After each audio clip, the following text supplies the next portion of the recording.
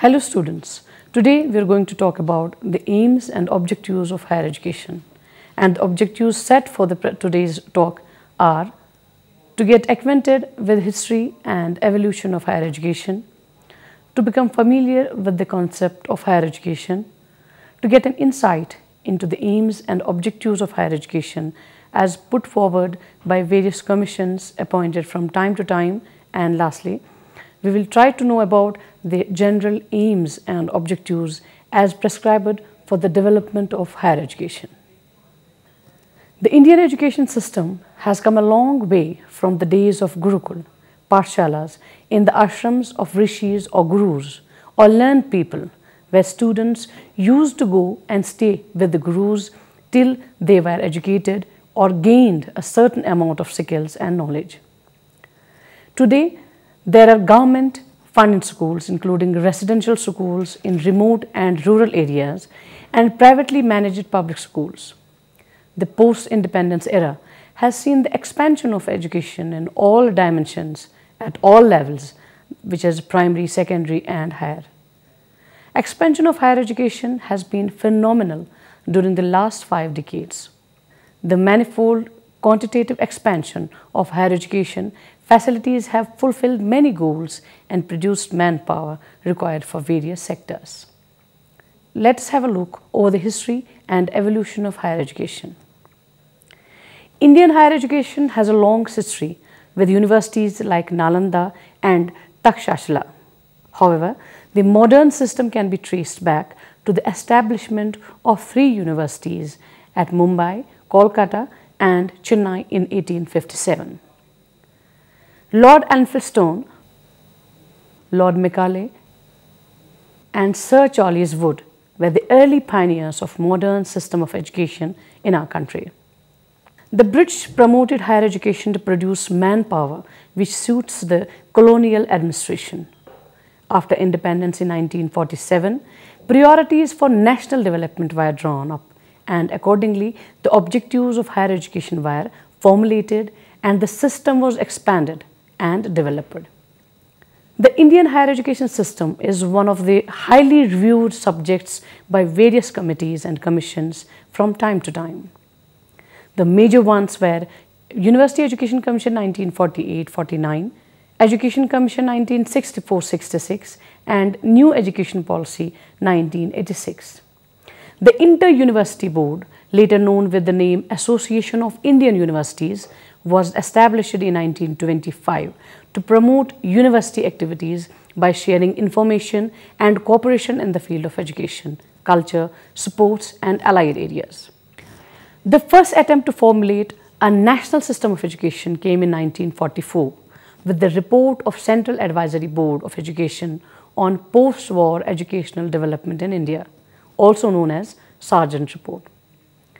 It recommended the formation of a University Grants Committee, which was formed in 1945 to oversee the work of the 3 central universities of Aligarh, Banaras, and Delhi. In 1947, the committee was entrusted with the responsibility of dealing with all the then existing universities. Soon after independence, the University Education Commission was set up in 1948 under the chairmanship of Dr. S. Radhakrishnan, and the commission recommended that the University Grants Committee to be reconstituted on the general model of University Grants Commission of the United Kingdom, with a full-time chairman and other members to be appointed from amongst educationists of repute. And in 1952, the Union government decided that all cases pertaining to the allocation of great grants in aid from public funds to the Central University and other universities and institutions of higher learning might be referred to the University Grants Commission. Consequently, the University Grants Commission was formally inaugurated by late Maulana Abul Kalam Azad, the then Minister of Education, on 28 December 1953. In 1956, under the University Grants Commission Act of the Parliament, the UGC became a statutory body. Also, Government of India constituted National Assessment and Accreditation Cell, NAC 1996, to look after the standards of higher education. The leaders of nationalist movement recognized that education is the tool to lift our masses from the misery of poverty and ignorance. Pandit Nehru, while delivering a speech at the special convocation of the Allahabad University on December 13, 1947, said, "A university stands for humanism, for tolerance, for reason, for progress, for the adventure of ideas, and for the search of truth. It stands for the onward march of human race towards even higher objectives. If the universities discharge their duty adequately, then it's well with the nation and the people. But if the temple of learning itself becomes a home of narrow bigotry and petty objectives, how then will the nation prosper or people grow in stature?" These commissions, committees, and groups reviewed higher education from time to time and suggested measures for improvement of various aspects. Let us talk about concept of higher education in Indian perspective. Higher education, post-secondary education, tertiary education, or third level of education is an optional final stage of formal learning that occurs after secondary education.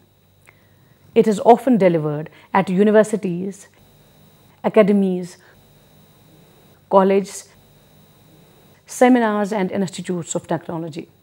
Higher education is also available through certain college-level institutions, including vocational schools, trade schools, and other colleges that award academic degree or professional certificates.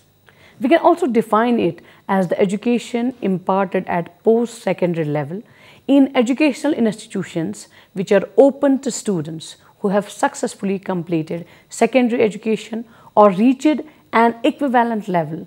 For example, universities, institutes of technology, and higher commercial colleges and other institutes which confer degrees or diplomas of a level substantially equivalent to university degree. This education is usually much specialized in nature. The various programs are directed to particular disciplines and related areas.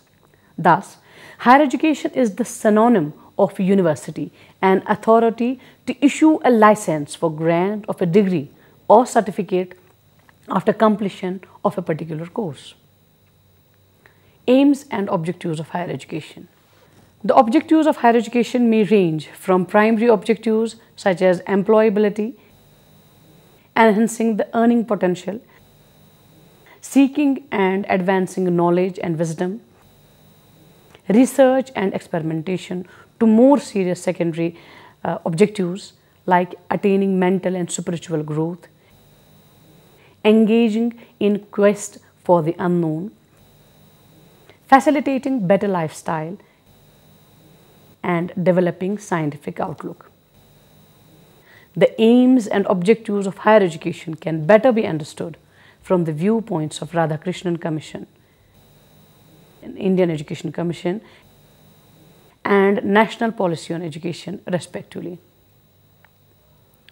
Aims and objectives of higher education according to University Education Commission 1948-49.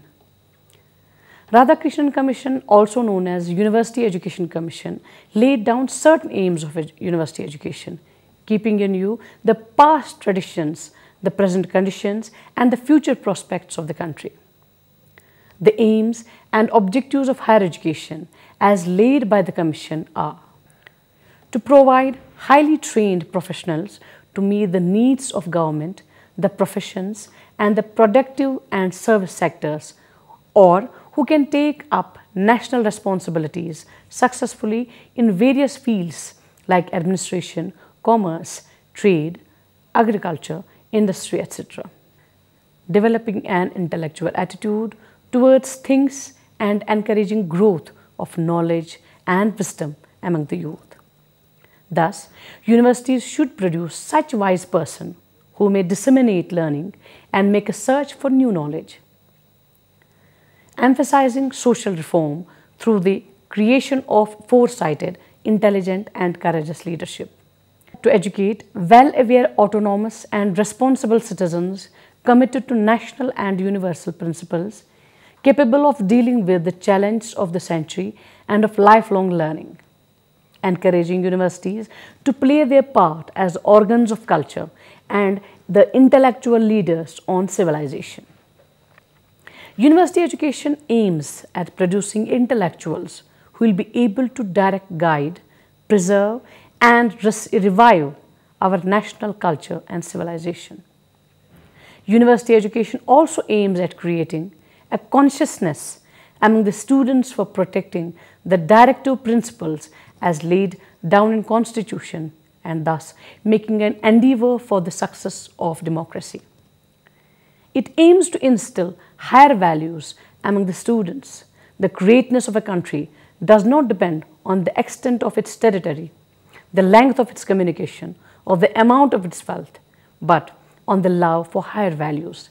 It is the university which has to play a role in inculcating moral values like thought for the poor and sufferings, regard and respect for others, faith in brotherhood, regardless of race, color, religion, etc.